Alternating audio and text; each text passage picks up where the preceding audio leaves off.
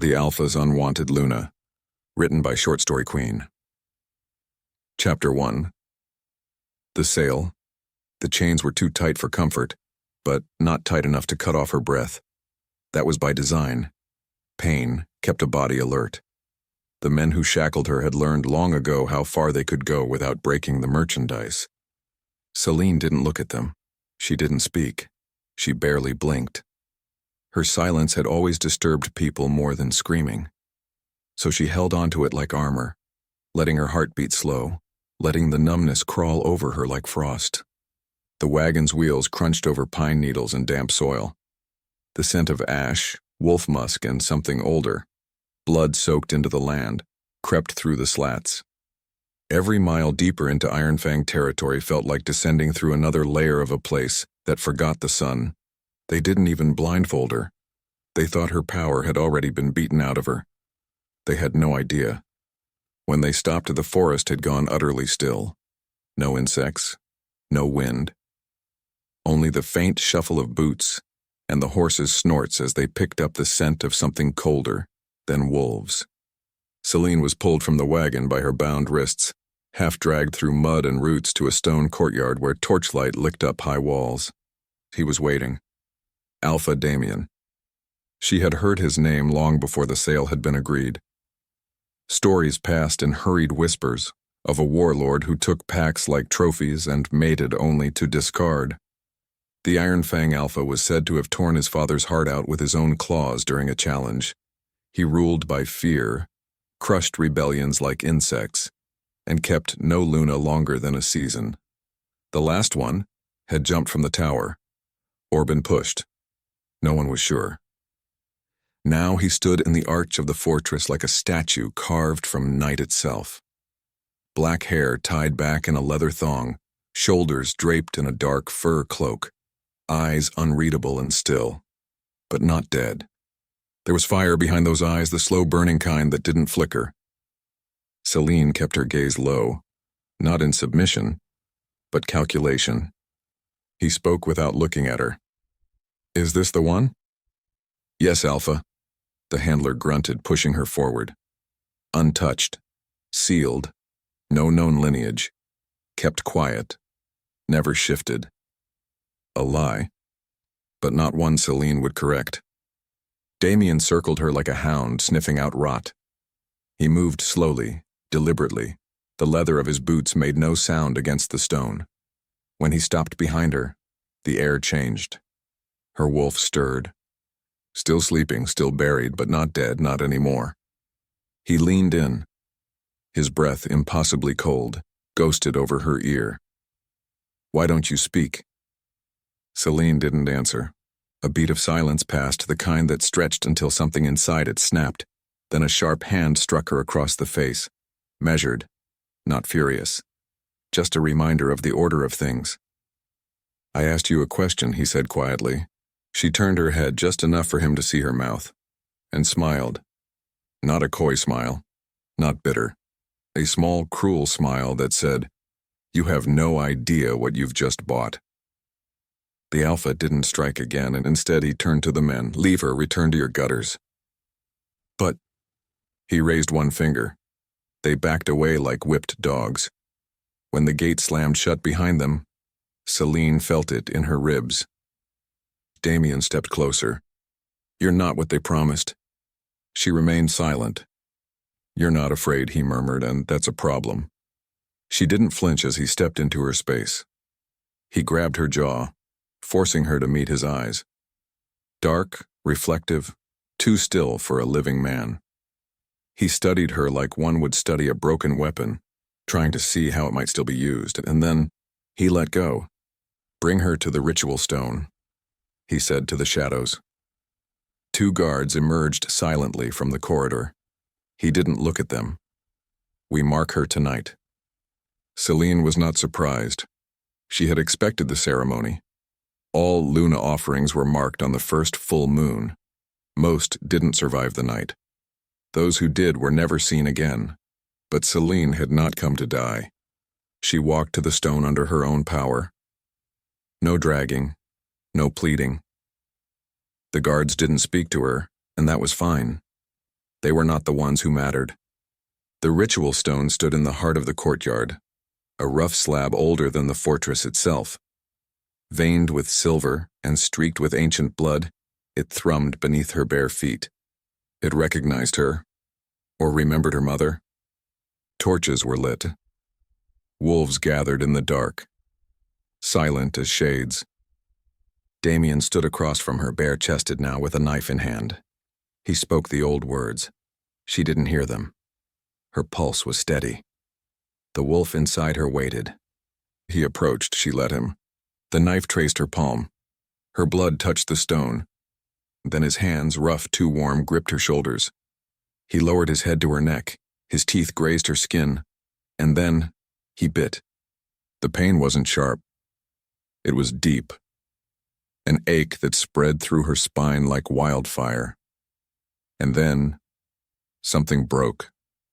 Not in her, in him. Damien's hands slipped from her arms, his knees buckled. A low growl echoed from his throat, but it wasn't rage. It was confusion. Submission. The kind that came from the marrow. Gasps rippled through the wolves. Selene didn't move, but something ancient inside her opened its eyes and spoke. Kneel. Damien fell. The pack didn't move. No one made a sound. The Alpha of Ironfang knelt at her feet, and Selene, unmarked, unclaimed, stood silent beneath the moonlight.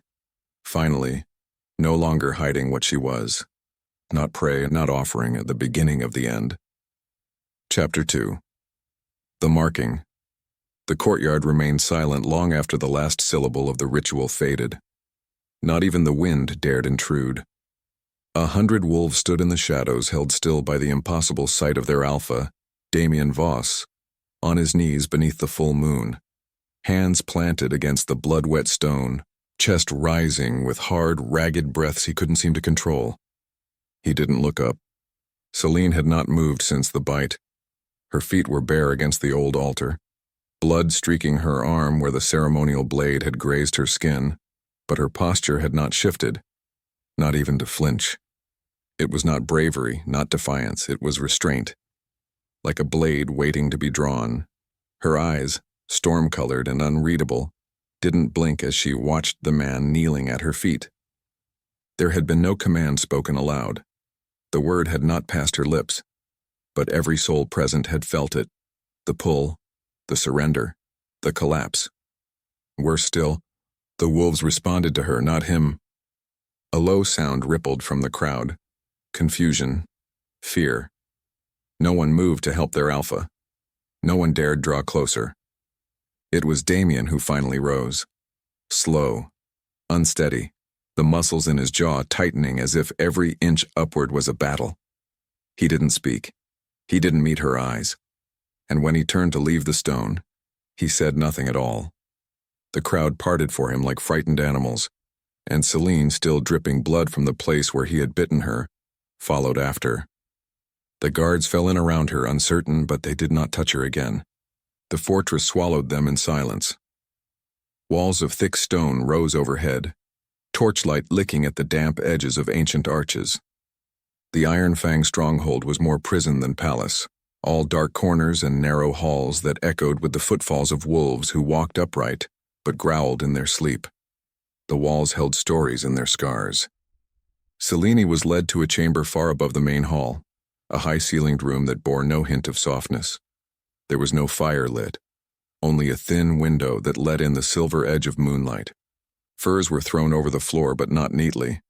Books, blades, and broken furniture littered the far side, as if the previous occupant had either lost her mind or tried to leave it behind. Damien stood at the far end with his back to her, one hand braced against the edge of a high wooden desk. His posture was wrong. Too still, too tight. She watched him without moving further. Her wrists still bore bruises from the iron, though someone had removed the chains without her noticing. Her blood was drying.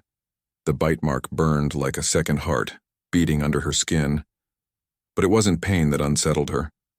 It was silence, his, not hers. "You were supposed to scream," he said finally. His voice was not soft, but it wasn't harsh either. It was raw, like something fraying just beneath the surface. Selene didn't answer. She hadn't spoken in over a year. Not since the last time she'd lost control. Words were dangerous. Words took. Damien turned slowly. His eyes had changed. No longer blank black ice. They glinted red at the edges, flickers of his wolf bleeding through. But there was no dominance behind the stare. Just a question he didn't know how to ask. "You felt it," he said, "not a question, not really." Selene tilted her head slightly, not an answer, just acknowledgement. Something passed between them in that stillness. Not heat, not desire. Something colder, older. Recognition between two predators forced into roles that no longer made sense. Damien stepped forward slow, deliberate. She did not back away. The distance closed like a countdown. He didn't touch her, not this time. He looked down at her neck, at the spot where his mark now lay, red, raised, incomplete. He could feel the bond fraying already, unraveling like a thread pulled too tight. There should have been control. There should have been pain. For her. But the power had slipped through his fingers like ash. "You are not just a wolf." His voice was low now, almost like confession. "You're something else. Something wrong." Selene's wolf stirred at the insult, not in fury, but in interest. Naira had not spoken yet, not in full, but her presence was coiling tighter beneath the skin, watching, listening, growing. Damien's breath stilled. He was close enough now to hear the subtle rhythm of hers. Too calm. Unnatural. She didn't smell like fear. She didn't smell like submission. She didn't smell like his. "I should have you killed," he murmured, not even looking at her now. "But I can't. I can't even touch you without—" He stopped, jaw clenched, muscles tight enough to snap. "What are you doing to me?" Selene blinked, slow and deliberate. Nothing. She didn't need to. That was the point. The room grew darker as the moon passed behind a fast-moving cloud. The shadows along the wall lengthened. Damien exhaled once, sharp, like a man who'd just realized he was standing too close to the edge. Then he turned away. "You'll stay in this room," he said, voice clipped now, controlled. "You'll be guarded. You won't leave unless I call for you. I don't care what you are. I'll find a way to break it." He left before she could answer, not that she would have. The door slammed behind him, and the iron latch dropped into place. Selene looked around the chamber, noting the broken chair near the hearth, the claw marks on the wall, the blood-stained corner near the bed. She was not the first mate sent to this room. She would be the last. She walked to the window and stared out across the Iron Fang stronghold. Forest stretched beyond the walls like veins under a dead sky. The bond in her chest still hummed, but not with belonging. It felt like chains cracking. She touched the mark on her neck. He thought he marked her. Let him believe that. For now. Chapter 3. The Reversal. Morning in Iron Fang did not arrive with warmth or light. It crept in behind the fog, seeping into the stone like damp breath through clenched teeth. There were no birds in these woods, no soft sounds to mark the day, just the occasional scrape of claws against stone as wolves passed silently between corridors, always watching, always half waiting for something to go wrong. Selene didn't sleep. She lay on the edge of the too-wide bed, still in the same clothes from the night before, the dried blood on her wrist flaking against the furs beneath her. The mark on her neck had scabbed over. Beneath it, the bond tugged like a tether, silent but taut. It wasn't warmth. It wasn't a pull toward someone. It was a presence, constant and unnatural, like a shadow where no light should be. She didn't reach for it, and she didn't want to know how deeply he was trying to claw back control. The guards changed outside the door. She heard the shift in their boots, the click of new armor. They didn't speak, and she didn't try to listen. It didn't matter. This room, this fortress, this pack, they were all pieces in a game Damien thought he still controlled. And yet he hadn't returned. Not that night, not with questions, not with demands, not even with orders. That unsettled her more than if he had come storming in, because it meant he was thinking, planning. Wolves didn't brood, but men like Damien did, and he wouldn't tolerate what happened. He wouldn't allow weakness to show, especially not in front of the ones who already smelled it on him. When the door finally opened, it was late morning. Not Damien, but someone she didn't recognize. A woman, tall, lean, built like a fighter. Her braid was coiled at the nape of her neck, and a long scar slashed from her temple to her jaw, untouched by any effort to conceal it. She didn't enter, just leaned one shoulder against the doorframe, arms crossed. "Get up," she said, not unkindly. "You're wanted." Selene sat slowly, movements unhurried. She didn't ask where. The answer didn't matter. It was only a matter of time before he called for her. The only question was, why now? She followed the woman, whose name she later learned was Corin, through the inner halls. The fortress pulsed around them like a living thing, wolves moving in quiet clusters, whispers cut short, sideways glances that weren't quite respectful. Iron Fang was no longer steady.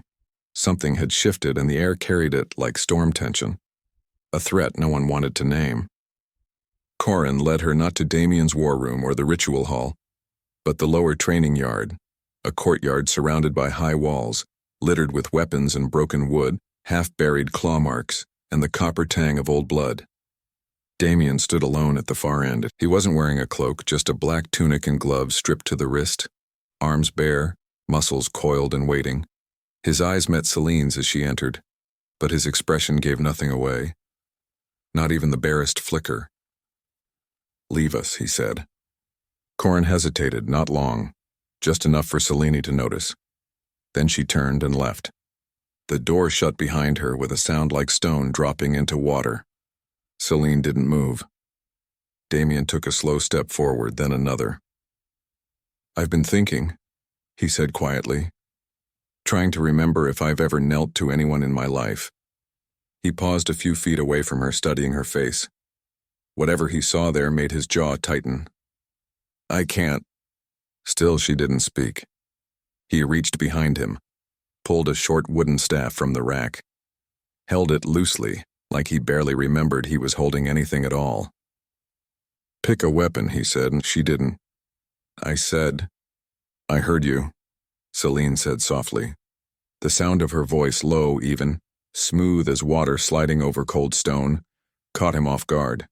His wolf surged. She felt it.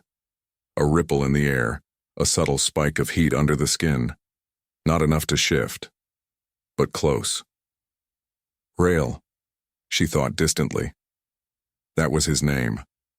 She had heard it whispered from him during the bite, when her command had slipped between his ribs and gripped the spine of his beast like a leash. He hadn't even realized it. Damien took another step toward her. "Pick a weapon," he repeated. Selene met his eyes. "What will it prove?" "That you bleed." She looked at him for a long moment, then walked past him. Slowly, deliberately. She didn't reach for the weapon racks. She walked to the center of the yard, turned, and waited. Damien's expression didn't change, but the tension in his body shifted. Less control. More instinct. He struck first. The staff moved like a blur, a sideways arc aimed not to injure, but to dominate. The way he might strike a defiant subordinate, a wolf who needed to be reminded who held the leash. Selene ducked. The wood hissed past her shoulder, and in the same breath she stepped in, closer than he expected, turned with eerie grace, and caught his wrist with both hands. Her grip was delicate, too delicate. But he couldn't move, his arms locked. Muscles froze. It wasn't physical. It was something else, something that bloomed through his nerves like roots wrapping around his bones. His knees bent. Not entirely, not like before, but enough for him to falter. Enough for him to feel it again. Submission. She released him without a word and stepped back. His arms dropped to his sides. He was breathing hard, not from exertion, but from humiliation. She saw it. "You're doing something to me," he said under his breath. "No," Selene said, calm. You're responding to something you can't understand. He looked at her like she had just given him a puzzle in a language that no longer existed. She could feel the bond pulse faintly between them, not with warmth, with tension. The tether wasn't pulling them closer. It was testing the limits of which one would break first. Damien turned without another word. He didn't offer a threat, didn't ask more questions. He left her in the yard with nothing but the echo of that moment still alive in the dirt. Selene stood there alone as the wind moved the ash leaves above the fortress walls. Her wolf stirred again, not a word, not yet. But she could feel Naira watching through her eyes. The bond was cracking him, and he didn't even know where the fractures started. Chapter 4. The Wolf Within. Night came without ceremony, sliding over Iron Fang like a dark tide. The fortress seemed to sink beneath it, stone bleeding into shadow until the walls were indistinguishable from the forest beyond. Somewhere below, wolves moved restlessly through the courtyards, their claws skimming the cobblestones in uneven rhythms. The pack felt it too. The fracture in their alpha. The shift they couldn't name. Selene sat near the window of her chamber, knees drawn close, the moon's thin light laying across her face like frost. The mark on her neck burned again. Not pain. Something stranger, a low hum beneath her pulse, a thread pulling against her restraint. She didn't move. The air was heavy, almost liquid, pressing against her lungs, demanding something she had long refused to give. Her wolf stirred. Naira. The name whispered through her chest like breath caught on glass. For years she had lived with the creature buried deep, forced into silence, made to sleep. But tonight, the cage was weakening. Why now? She murmured, her voice quiet in the stillness. Because he bit you. It wasn't a voice in her ears. It was beneath her skin, deep and resonant, threaded through her bones. Naira's tone was low, edged with something ancient and patient. Selene's hand trembled. You should stay buried. You kept me buried long enough. A pause, almost amusement. But I've been watching. You've seen it too, haven't you? He's unraveling. Selene closed her eyes. Damien's face flickered behind her lids. The way he had looked at her in the yard, the confusion barely contained behind his pride. There had been fear in him, though he would rather die than admit it. He is not what he pretends to be, Naira whispered. And neither are you. Selene pressed her fingers against the mark, the skin fever-hot. The hum in her veins deepened, spreading down her arms, through her chest, a sensation too alive to ignore. In the corridor outside, footsteps echoed, measured, deliberate. The door opened before she could rise. Damien stood there, framed in torchlight. He hadn't slept either.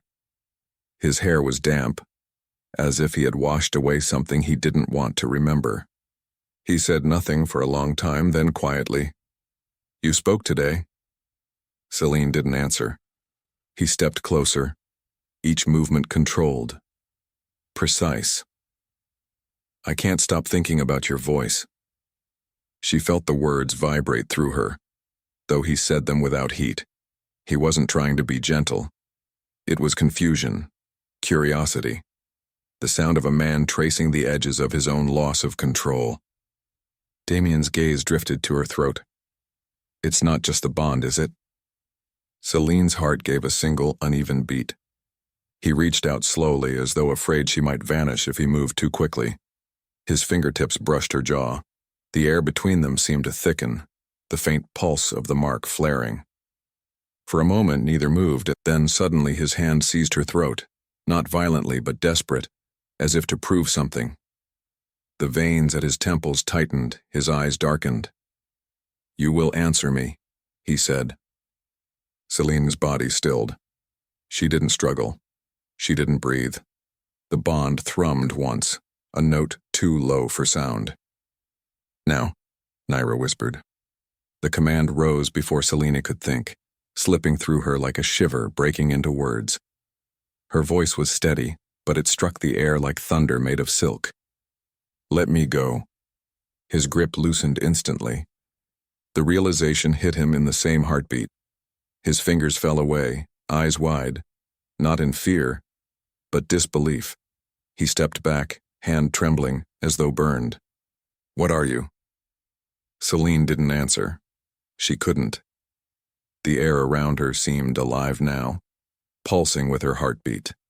The sound of the pack below grew sharper, clearer, as though the fortress itself were breathing with her. Damien took another step back. "You're not supposed to exist." Selene rose from the chair, slow, deliberate. "Neither were you," she said quietly.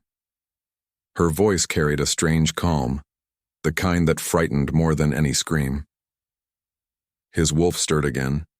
She saw it in his eyes, the flicker, the crimson flash that wasn't his own control. The bond pulsed again, harder this time. Damien staggered, one hand bracing against the wall, chest rising too fast. His body shuddered once, then twice. "Stop," he hissed. She hadn't moved. He gasped, eyes squeezed shut. His voice dropped lower. "You're inside me." Selene took a slow breath. "No," she said. "You invited me." The sound that escaped him was half growl, half choked breath. His knees nearly buckled before he forced himself upright again, shaking like a man fighting his own skin. When he finally looked at her, his face was pale beneath the torchlight. "I won't let you destroy me." Selene tilted her head. "Then you'll have to learn how to survive me." He turned and left the room before she could say more, the door slamming so hard the torches flickered. Selene sank back onto the chair, breathing slow, controlled. The mark on her neck throbbed with life, a steady rhythm that wasn't just hers. Naira's voice purred softly, almost pleased. "He feels it now." "What happens next?" "Next?" The wolf's laughter was a low ripple of sound beneath her ribs. "Now, little one, he will try to cage you again, and when he fails, he will kneel because he chooses to." Outside, the forest stirred. Wolves howled, restless and uncertain, their alpha's voice absent from the chorus. Selene closed her eyes and let the sound roll through her chest like a tide. Something was waking, not just in her but in every creature bound to the bloodline of the moon. The night was no longer Damien's, it was hers. Chapter 5. A pack divided. The fortress breathed differently now. No one said it aloud, but Selene felt it in every room she passed through. In the kitchen hall, the clatter of plates ceased when her steps echoed near the threshold. In the upper corridors, warriors looked away too quickly, their hands twitching as if unsure whether to salute or retreat. A scent had begun to travel through the walls, not perfume or blood, but something older. Moonlight on snow. Ash after lightning. Her scent, unplaceable, unforgettable, and every wolf in Iron Fang had begun to feel it sliding under their skin. Selene no longer avoided being seen. She walked through the main hall in daylight, head high, eyes forward. Not in defiance, not even in challenge. Just presence. It made her dangerous. By the fourth day after the bond, she had drawn an invisible line through the pack. Those who felt it bowed their heads when she passed. The others looked for Damien, but he was rarely seen. He had retreated to the lower chambers, deep stone tunnels beneath the fortress where ancient scrolls were kept in vaults of silver and salt. That was where he'd gone to search for an answer, though he hadn't spoken of it to anyone. Not even Corin, who now watched Selene with a sharper eye than before. Selene didn't fear her. Corin was a soldier, loyal, yes, but also intelligent. She'd seen the shift happen with her own eyes. She knew what it meant, even if she wouldn't admit it yet. That night, as the moon rose full again, Selene returned to the courtyard. This time, no one summoned her. She went of her own accord. Two young warriors were sparring near the edge of the training stones, blades clashing, their footwork loud on the frozen dirt. One noticed her first. He froze. The other glanced over his shoulder and immediately lowered his weapon. Selene didn't speak, she simply watched, and they both bowed. Not deep, just enough. The shift had begun. By morning, whispers had reached even the outer sentries. She doesn't speak to control. She speaks to change. Some called it sorcery, others called it fate. But all agreed, whatever power had knocked their alpha to his knees, it had not faded. The pack was splitting, and Damien knew it. He appeared again that afternoon flanked by 2 enforcers. His face looked carved from stone, the veins at his temples drawn tight. His scent was sharper now, all crushed smoke and cold steel. He found Selene alone in the library, her fingers brushing the cracked spines of old volumes no one had touched in years. "You've been busy," he said. She didn't look at him. "You were told not to leave your wing." "I was not stopped," she said softly. He crossed the floor in 5 strides. When he reached her, his hand slammed against the shelf just inches from her face. Not touching her, never touching now. "You are dismantling my pack." Selene lifted her gaze. "No, they're dismantling it themselves." He leaned closer. "You don't understand the danger of what you're doing. And you still don't understand what's already been done." The bond flared between them, sharp and immediate. Her wolf stirred again, Naira curling closer to the surface. The power in her bones ached like something old, remembering its purpose. Damien exhaled slowly. His voice was lower now, ragged at the edges. "They don't need a queen. They need order." "They don't want a queen," she said. "They want a reason not to turn on each other. You gave them fear. I gave them direction." His hand dropped from the shelf. "Then give me direction," he said, almost whispering. "Tell me what you are." She watched him for a long moment, and for the first time there was no contempt in her expression, only weariness, like someone who had carried truth for too long and learned how heavy it could become. "Come with me," she said. They didn't speak as she led him down through the outer hall, past a rusted gate half hidden behind the blacksmith's wing. Most thought the tunnel behind it had collapsed long ago. It hadn't. They walked in silence. The walls narrowed and the air thickened with old dust and something deeper, a scent like scorched metal and dry bones. At the end of the tunnel stood a door made of black wood, marked with a symbol Damien hadn't seen since he was a boy, a crescent, crossed by thorns. "I found this 3 days ago," she said, "when I followed a scent that didn't belong to anyone living." She opened the door. The chamber beyond was small, round and domed like a forgotten temple. In the center stood a stone altar, not a ritual slab, a tomb. Carvings covered the walls, wolves with wings, eyes like stars, and women with silver in their hair and blades for hands. At the back, an arch framed a sigil in silver leaf. Damien stepped closer. It was her mark, Selene's, and beneath it, a name, faded but legible. Lunara Davere. He didn't speak. "She was my mother," Selene said. "She was hunted before I could remember her face. She was born with a command voice. They called it the Luna gift, said she was descended from the first wolf, the one who refused the mate bond and led the broken packs across the northern sky." Damien touched the edge of the symbol, fingers brushing the old silver. "I thought that was just a myth." Selene's voice dropped. "You never thought someone like me could exist." He turned to her. She stood beneath the carving of her bloodline, lit only by the lantern in her hand. She wasn't regal. She wasn't glowing. She looked tired, dangerous, and real. And he understood the truth. Not all at once, but enough. He couldn't win against her, not with force, not with fear, not even with love. He would have to choose a different way or be erased. Chapter 6. The bond phrase. The fortress grew quieter each night. It wasn't a peaceful quiet, not the kind that came from stillness or sleep. It was the hush of wolves holding their breath. Like the silence before a storm, it stretched between walls and across chambers, heavy with the sense that something was coming, and no one knew what it would take when it arrived. Selene no longer counted the days. There was no point. Time passed differently inside Iron Fang now. It moved with the pulse of the bond, and the bond was shifting. She felt it in small ways first, a sudden spike of warmth behind her sternum, a breath that caught in her throat when she wasn't thinking about him, dreams where her wolf prowled through unfamiliar woods only to stop, always before reaching a dark figure on the horizon. Always him. Always still. Damien was breaking, but not all at once.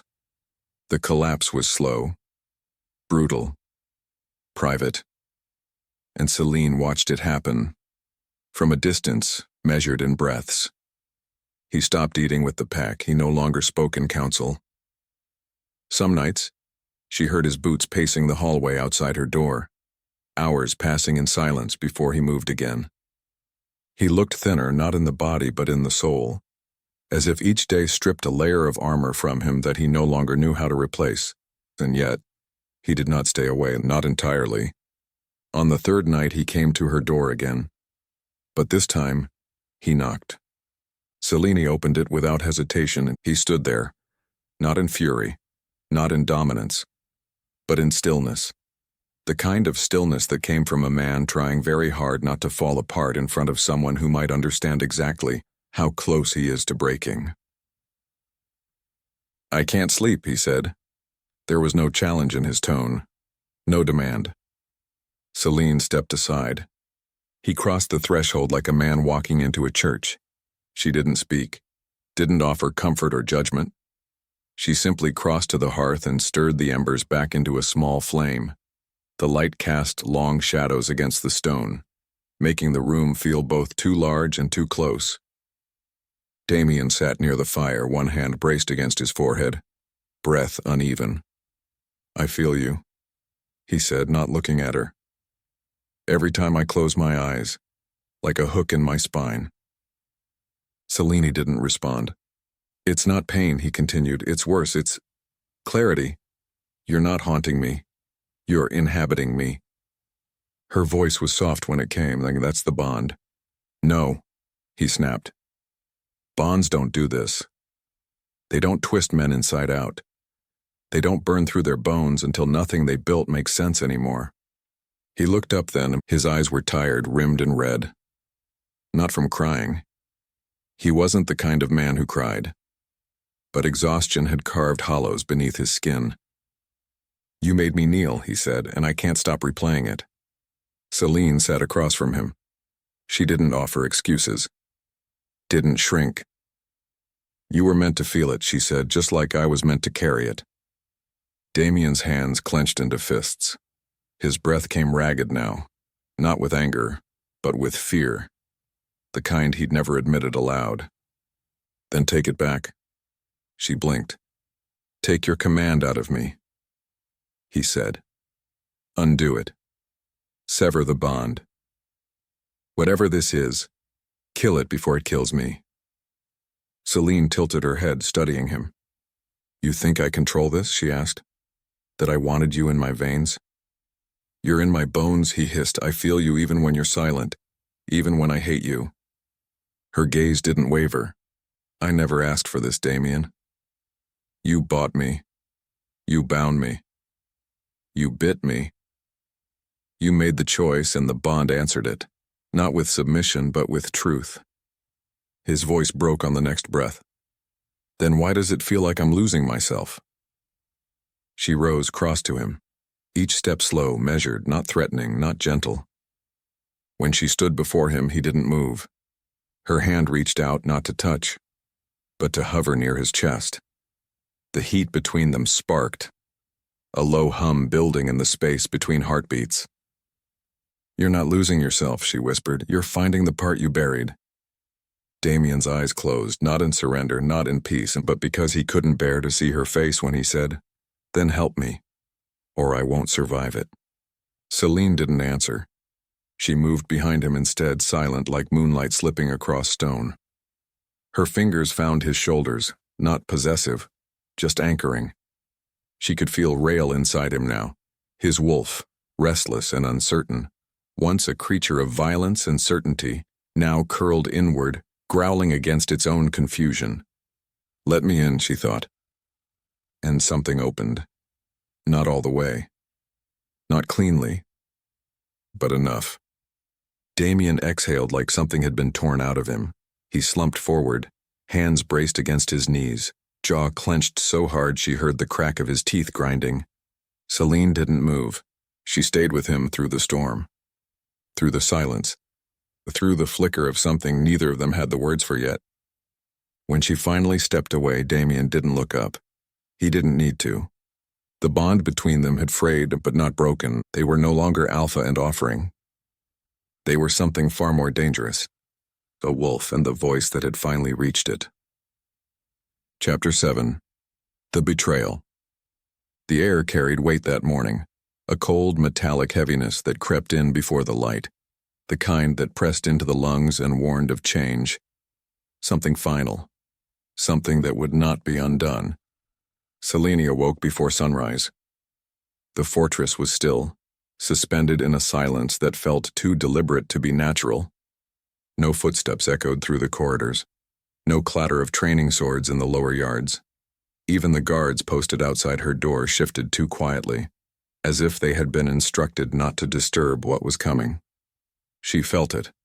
The bond between her and Damien no longer hummed with tension.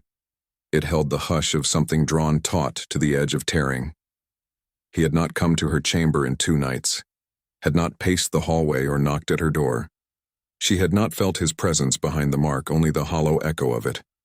Absence when tied to another's blood was not peace. It was the sound of something withdrawing. Selene dressed slowly, deliberately, brushing the pale snags of her hair over one shoulder. Her boots echoed softly against the floor as she descended the inner stairwell. Not hurried, not hunting. She moved like one who had already sensed the outcome. The main hall was empty, not abandoned, cleared, deliberately. Her footsteps led her through the eastern archway, past the armory and into the lower antechamber reserved for negotiations, for punishments, for quiet, bloodless betrayals that did not require the formality of trial. The doors stood open. 2 guards flanked them. They did not meet her eyes. Inside, the air stank of silver. Damien waited. He stood alone near the high-backed chair where he typically sat in judgment. He wasn't armored. He wore black as always, but there was no cloak, no blades strapped across his chest. Only his presence, still and unreadable, carved from the same cold restraint he used when denying the wolves what they wanted. Selene stopped 3 paces from him. Neither of them spoke. Not at first, and it was not the silence of a stalemate. It was the silence that followed a decision already made. "There's a transport waiting beyond the east wall," he said, voice low. "You'll go with them. Tonight. Before the next moonrise." Selene didn't move. Her pulse didn't quicken. She had expected a confrontation, a lashing out. Not this. "They'll take you to Soul Hollow territory," Damien continued. "You'll be offered to Alpha Rowan. He's agreed to take you. You'll be safer there." A long pause stretched between them. "You mean he's safer?" she said, her voice barely a whisper. Damien's jaw locked. The skin beneath his eyes looked bruised, shadowed with something not even fatigue could explain. His bond mark had dulled, not faded, just retreated, like something that feared its own reflection. "I can't risk the pack dividing further," he said. "They follow you. They turn their backs on me." Selene took a step forward, not threatening, just closer. "They're not turning on you," she said. "They're waking up to what you never gave them. Choice." Damien looked away, jaw tight. "There's no choice in survival," he muttered. "No," Selene said. "But there's a choice in how much of yourself you give up for it." He turned sharply. "And what would you know about sacrifice?" She didn't flinch. "I've bled for silence my entire life," she said. "You think your control costs you something? Try being raised to fear your own voice." The words fell between them like ash. For a moment, neither spoke. The light through the window caught the edge of Damien's jaw, sharp and pale. Then he moved, not toward her but past. A signal was given. Silent. Invisible. But the guards at the door shifted.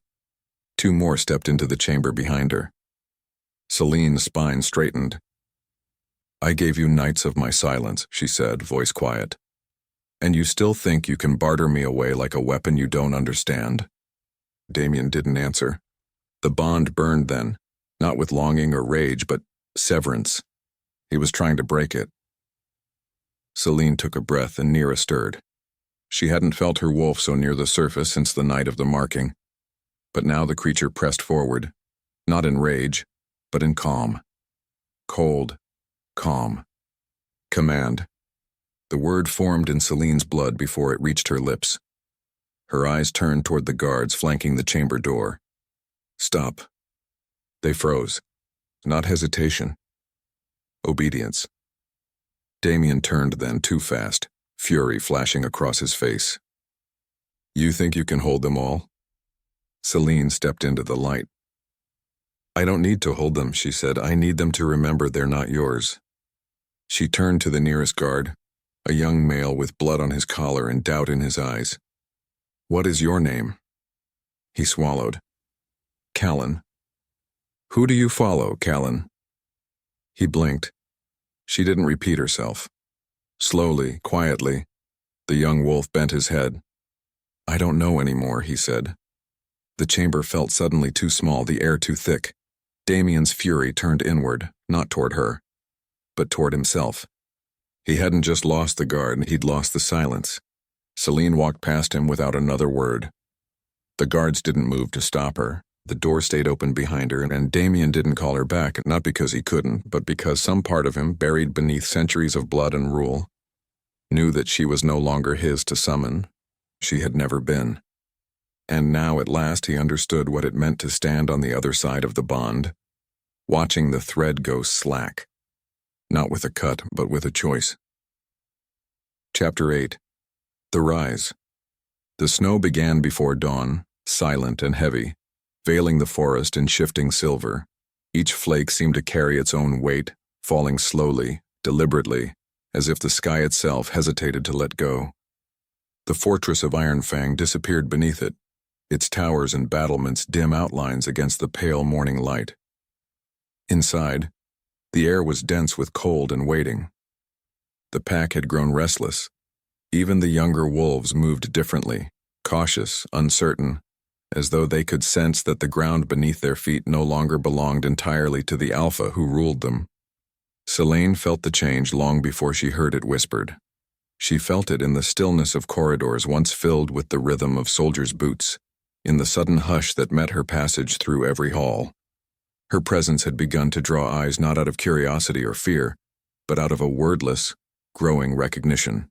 She had become something they could not name, neither threat nor savior, but a shift in gravity. What had begun as disbelief, now carried the edge of inevitability. Damien had not summoned her since the day he tried to send her away.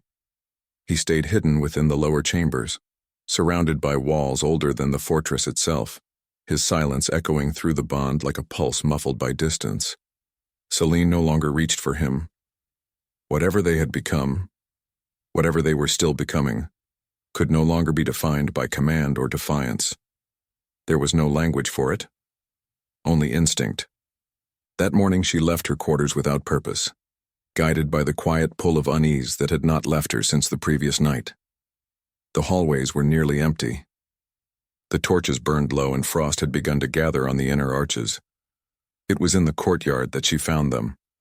Two groups of wolves circling each other in the half-light, tension so thick it had already become its own presence. No one spoke when she appeared. The smaller group, leaner and younger, stepped back instinctively, their eyes lowered. The others, older warriors marked by years of Damien's rule, held their ground. A thin line of trampled snow separated them. One wrong breath would have been enough to start bloodshed.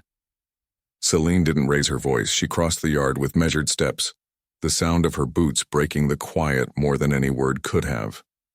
Her hair had come loose, strands of silver white blown across her face by the wind. Her skin glowed faintly against the gray light, not with warmth, but with something steadier, older, an echo of the power she had stopped pretending to hide. The wolves parted as she passed through them. Not in submission but in confusion.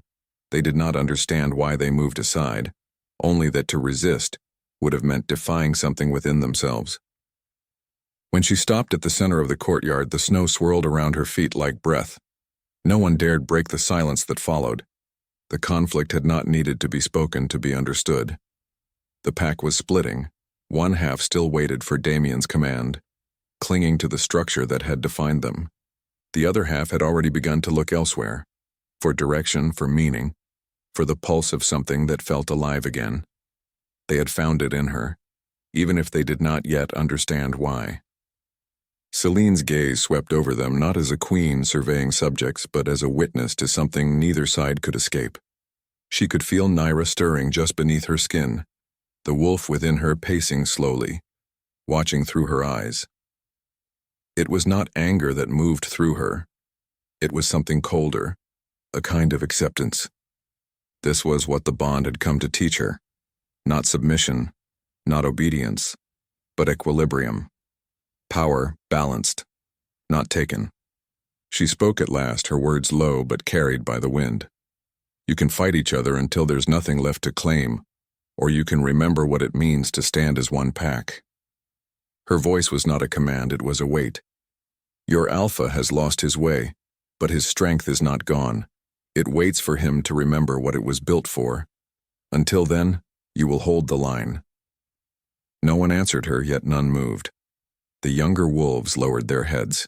The older ones shifted uneasily, their defiance shrinking beneath the steady quiet that settled over the yard. It wasn't obedience that held them still.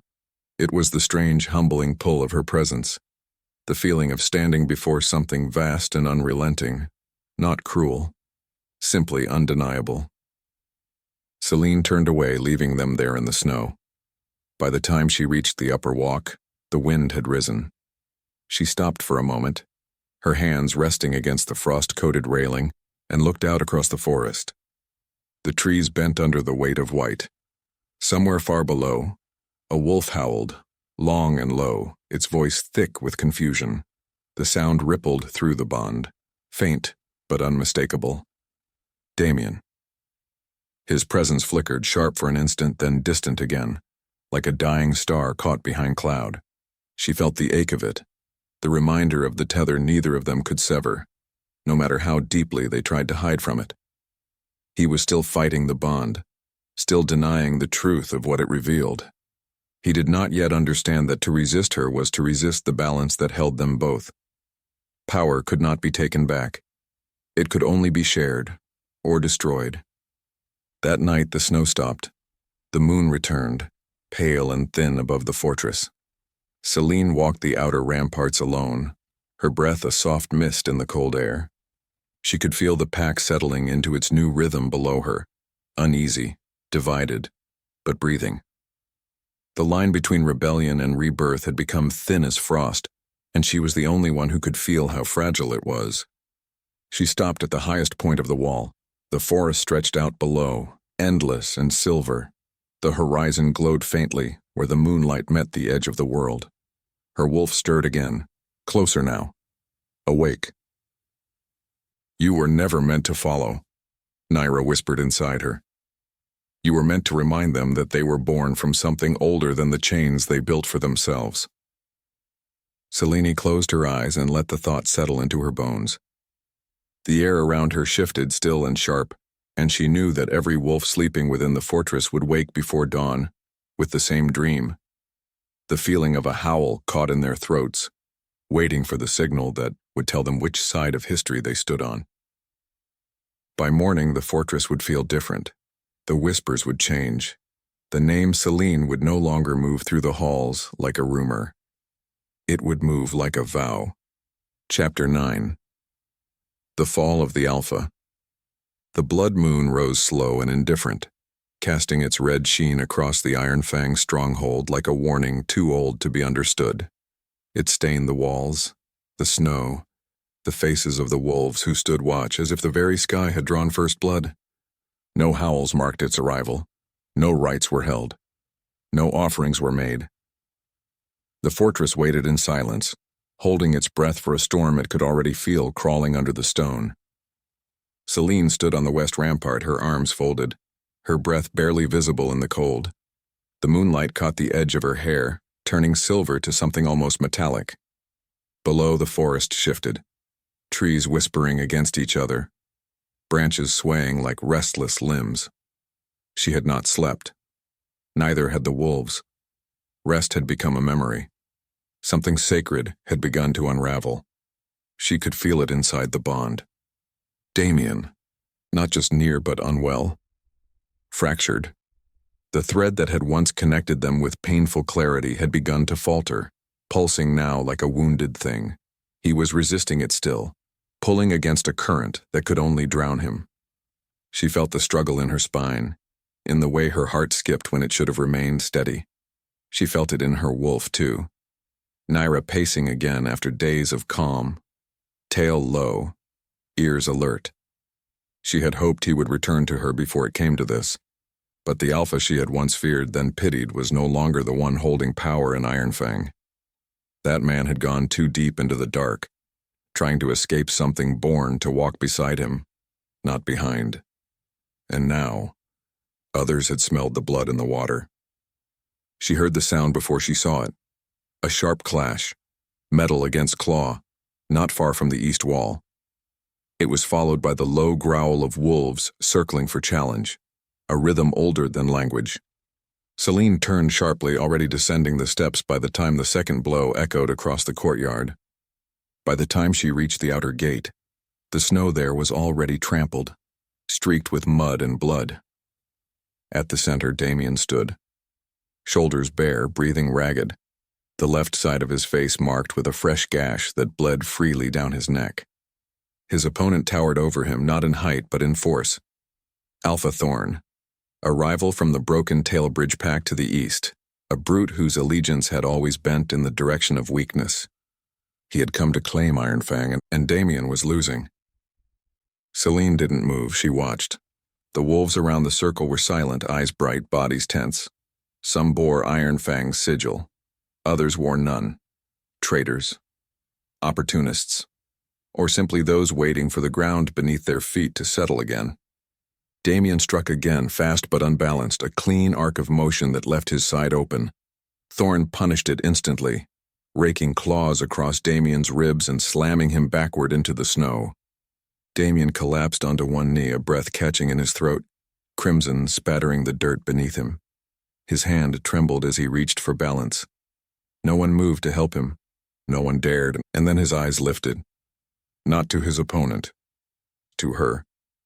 Across the ring, through the scent of blood and iron and cold, he looked at Selene, as if he had finally found the one truth he'd spent his entire life resisting. She had not come to save him, but he would fall in front of her anyway. Selene stepped forward. One pace, then two. Thorn turned at the sound, a sneer forming across his scarred mouth. He bared his teeth, half laughing. "So this is the little moon queen they whisper about," he said, voice rough from too many battles. "You come to cry over his corpse?" Selene didn't answer. She didn't stop walking either. Thorn raised a clawed hand mockingly. "Careful now, I bite harder than your pet." And then he moved, not toward Damien, but toward her. Foolish. The moment his foot crossed the line between blood and stone, Selene stopped. Not abruptly, not dramatically. Just a stillness that seemed to steal the sound from the air. The bond awakened like a spark across dry earth. Not to Damien, but to everything. Her wolf surfaced, not violently, but wholly. Naira's presence blanketed her like a second skin, a great force expanding beneath her ribs. She did not shift. She did not raise her voice. She didn't need to. Her eyes locked on Thorn, and then she commanded. It was not spoken, not shouted. Just a word released from a place that lived between bone and blood, a whisper that struck with the weight of ancient thunder.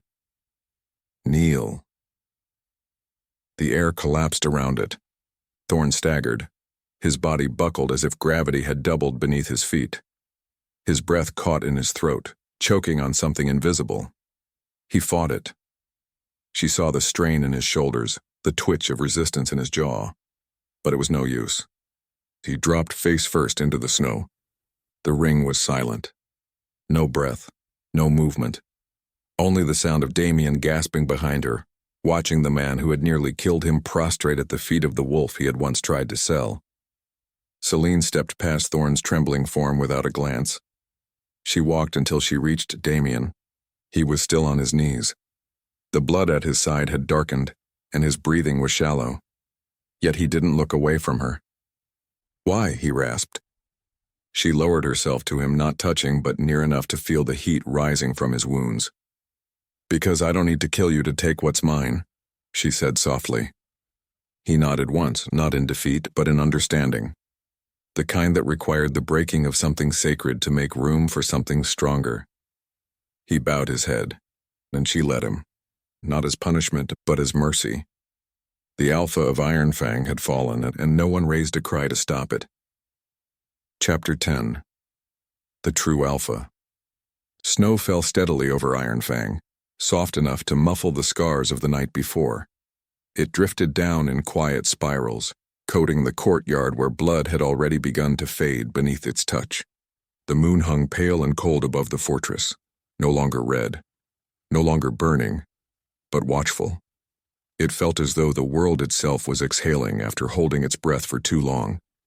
The war within the pack had ended, not with roaring, not with fire, but with the exhaustion that follows when everything that can break has.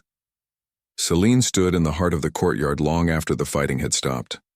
The wolves had retreated to the barracks or to the shadows along the walls, whispering in low voices that carried through the night. The snow gathered in her hair, the hem of her coat heavy with it, but she did not brush it away. She stared at the frozen earth beneath her boots, at the remnants of old violence disappearing grain by grain, until even memory would be forced to let go. She could feel Damien nearby before she saw him. The bond thrummed faintly, no longer sharp, no longer burning, but quiet, almost fragile. When she lifted her head, he was standing at the edge of the field, unmoving. His clothes were torn, his skin pale from loss of blood. The gash along his ribs had been roughly bound, though the snow around him had already begun to bloom red again. He had refused the hands that tried to help him. He stood alone, as he always had, but something in the shape of his shoulders was different now. Selene crossed the space between them without sound. The wind shifted as she moved, drawing faint whirls of snow through the air. When she reached him, she stopped a few paces away. The two of them faced each other in the wide open stillness of the ruined yard. The wolves hidden beyond the arches watched, though none dared approach. What passed between the two of them would be understood without words. Damien lowered his gaze first. He was trembling, though not from the cold. His breath fogged faintly in the air between them, a rhythm uneven and human. The black of his hair had come loose around his face. The eyes that had once burned with ruthless certainty now looked hollowed, emptied out. She did not need to read his thoughts to know what was happening inside him. Pride was dying there, quietly and completely. When she spoke, her voice did not carry far. "It's over." He gave no reply, only a shallow nod. The snow gathered on his lashes before it melted into his skin. Selene stepped closer. She could see the mark she had left on him years ago, or hours ago, depending on how time wished to bend in that place. It had not taken properly. The bond between them had lived only in fragments, a constant pull of resistance and unfinished claiming. Now, as she looked at it, she understood that this had always been its purpose, not to enslave, not to burn, but to reveal what could not survive the truth of equality. Her hand lifted slowly. She pressed her palm against the side of his neck, just above the mark. His skin was hot beneath her fingers, fevered with the remnants of battle and something older than pain. She did not speak a command this time. She did not need to. The power that had once lashed through her voice had settled into something quieter, steadier, a current that moved beneath every word she would ever say again. Damien did not resist her touch. His breath steadied and the trembling in his shoulders faded. The bond between them began to shift, less a chain, more a thread of light winding through the dark. She felt it anchor not through dominance but through recognition. He had spent his life believing that to lead was to stand alone. Now he knelt, not because she forced him, but because he understood that strength could take this shape too. Selene bent her head and rested her forehead lightly against his. The contact was brief, almost imperceptible, yet it was enough. The bond sealed itself not with a flare of pain or the sound of command, but with warmth that spread slowly outward, curling through the snow, reaching the edges of the courtyard where the others waited unseen. Wolves lifted their heads as one. They felt the shift as instinct, as certainty, as belonging. For the first time in generations, the pack stood beneath an alpha who did not rule by fear. When she drew back, Damien's eyes were closed. The snow had stopped falling. Around them, the air felt strangely lighter, as though the fortress itself had been holding its breath. Selene rose to her full height. Her shadow stretched long across the ground, caught in the pale spill of moonlight. No one spoke. The silence that followed was not emptiness, it was reverence. She looked once more toward the towers, the walls, the open gates leading into the dark forest beyond. Iron Fang had been a place of cruelty, but it was also a place of endurance.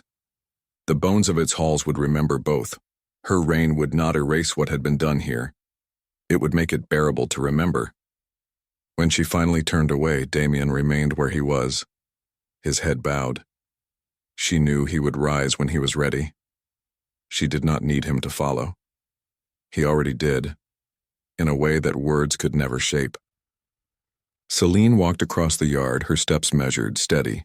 Wolves emerged from doorways and shadows, their eyes reflecting faint silver. They lowered their heads as she passed, not out of fear, not even out of duty, but in recognition. The moon reached its height, thin and white now, stripped of its crimson. Its light fell over her shoulders, catching the mark that shimmered faintly along her throat. The wind shifted once more through the trees beyond the walls. Somewhere deep within the forest, a single howl rose and broke the stillness, a sound not of mourning, but of renewal. Selene paused, listening. The sound moved through her, threading its way into the spaces where silence had once lived. When it faded, she breathed out slowly. The power within her had settled, calm now, a steady rhythm instead of a storm. The Luna who had been sold, silenced and bound, had become something else entirely. She no longer belonged to anyone. The bond that once sought to contain her had become the foundation upon which everything new would stand. The age of command had ended. What began in its place was something neither Alpha nor Luna, something balanced, enduring, unbroken. As she crossed the threshold back into the fortress, Selene did not look back. The snow continued to fall behind her, covering the old blood, erasing the last traces of a war that would never be fought again. And when the first light of dawn touched the stones, Iron Fang stood quiet beneath it, not conquered, not redeemed, but changed. The pack had found its true alpha, and she had never needed to raise her voice to claim it.